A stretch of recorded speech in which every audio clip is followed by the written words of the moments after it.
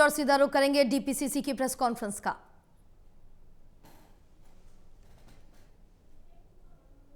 को हमने समय समय पर निर्देश दिए हैं, उसके बारे में मैं आपको थोड़ा सा बताना चाहूंगा। इसमें दिल्ली सरकार के विभाग भी हैं, म्यूनिसिपल कॉरपोरेशंस भी हैं, जो म्यूनिसिपल बॉडीज हैं, और अन्य रोड ओनिंग एजेंसीज जो हैं वो भी हैं। आपको मालूम है कि इस प्रदूषण में बढ़ोतरी में जो मुख्य सोर्सेज हैं, जो मुख्य स्रोत हैं, उसमें डस्ट पोल्यूशन होता है, वेहिकुलर पोल्यूशन होता है, और अभी आने वाले समय में बायोमास बर्निंग की वजह से भी पोल्यूशन बढ़ता है। तो हमने विभिन्न विभागों को ये निर्देश दिया है कि जो म्यूनिसिपल सॉलिड वेस्ट है और जो कंस्ट्रक्शन डिमोलिशन का वेस्ट है, उसको लिफ्ट करने का, उसको कलेक्ट करके ले जाने का, ट्रीटमेंट करने को सुदृढ़ करते रहे। मैकेनिकल रोड स्वीपिंग पर हमने काफ़ी एम्फेसिस दिया है, और पीडब्ल्यूडी, एमसीडी, इन सब के माध्यम से दिल्ली में लगभग 100 मैकेनिकल रोड स्वीपिंग मशीन्स हमने निर्देश पर ये विभाग चला रहे हैं। एंटी स्मॉग गन और वाटर स्प्रिंकलिंग भी रेगुलर बेसिस पे किया जा रहा है। विभिन्न रोड एजेंसीज को ये भी निर्देश दिया गया है कि जो पॉट होल्स अगर कहीं पर हैं तो उसको भी वो उसको रिपेयर करें। आने वाले समय में बायोमास बर्निंग की अगर कहीं पर घटना दिखती है तो उस पर भी रेवेन्यू विभाग जो है उसके माध्यम से हमने निर्देश दिया है कि वो इस पे कंट्रोल करेंगे। परिवहन विभाग का एक मुख्य रोल रहता है, और उनको हमने ये निर्देश दे रखा है कि जो पोल्यूटिंग व्हीकल्स हैं उनकी चेकिंग को पर ध्यान दें। पोल्यूशन अंडर कंट्रोल सर्टिफिकेट जो है उस पर रेगुलर चेकिंग करें, और जो लैंडफिल साइट्स है उनकी भी एमसीडीज क्लोज मॉनिटरिंग करें ताकि वहां पर कोई फायर की घटना ना आए।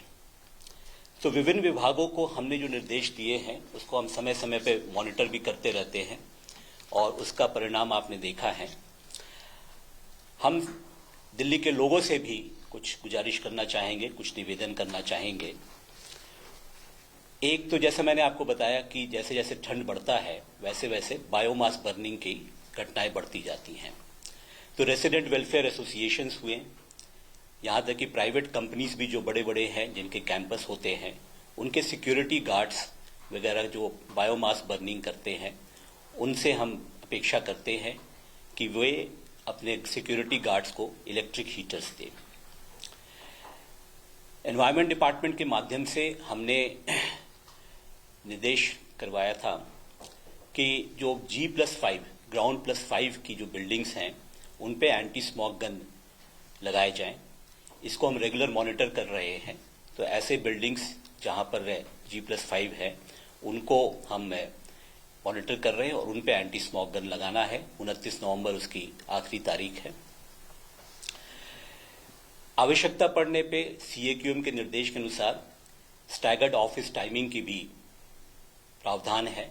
पिछले वर्ष भी ये स्टैगर्ड ऑफिस टाइमिंग जो है वो 18 नवंबर को शुरू किया गया था। तो इसका उद्देश्य यही रहता है कि जो ट्रैफिक का कंजेशन होता है वो कम हो सके और उससे होने वाले प्रदूषण को भी नियंत्रित किया जा सके। ये एक रेगुलर व्यवस्था है जो प्रति वर्ष किया जाता है। पिछले वर्ष ये 18 नवंबर से किया गया था। लोगों से ये भी हमारी गुजारिश रहेगी कि जो अप्रूव्ड फ्यूल्स हैं उन्हीं का प्रयोग किया जाए। गाड़ियों के इंजन की प्रॉपर ट्यूनिंग हो, टायर प्रेशर्स प्रॉपर हो, गाड़ियों की रेगुलर सर्विसिंग करते रहें, अपने पोल्यूशन अंडर कंट्रोल सर्टिफिकेट को बिल्कुल अपडेटेड रखें, वो एक्सपायर ना होने दें। बहुत आवश्यक है लोगों के लिए कि जहां तक हो सके पब्लिक ट्रांसपोर्ट का प्रयोग करें और इलेक्ट्रिक व्हीकल्स का प्रयोग करें। दिल्ली प्रदूषण नियंत्रण समिति से हमने ये भी निर्देश जारी कर रखा है कि जो भी कंस्ट्रक्शन या डिमोलिशन साइट्स 500 स्क्वायर मीटर से ज़्यादा के हैं उन पर उनको दिल्ली प्रदूषण के डस्ट पोर्टल पे रजिस्ट्रेशन लेना पड़ता है, और उनके लिए कुछ 12-14 प्रावधान हैं जो उन्हें फॉलो करने पड़ते हैं। इस पे हमने डीपीसीसी की तरफ से अभी फ़िलहाल हाल में इसमें काफ़ी इंस्पेक्शंस भी किए हैं और हमें विभिन्न एमसीडी से लिस्ट भी लिया हमने, और ऐसे जो साइट्स हैं जिनका रजिस्ट्रेशन नहीं हुआ है उनको हमने नोटिस भी दिया है।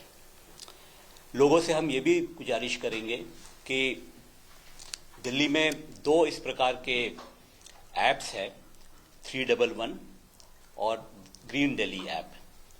तो अगर कहीं पर कूड़ा फैला हुआ मिलता है, कहीं कोई बायोमास बर्निंग हो रहा है, सॉलिड वेस्ट या कंस्ट्रक्शन डिमोलिशन वेस्ट फैला हुआ है, तो इसकी सूचना, इसकी शिकायत आप ग्रीन दिल्ली ऐप या 311 ऐप्स के माध्यम से भी दे सकते हैं। और अगर देंगे तो इस पे हम विभिन्न विभागों से त्वरित कार्रवाई कराएंगे।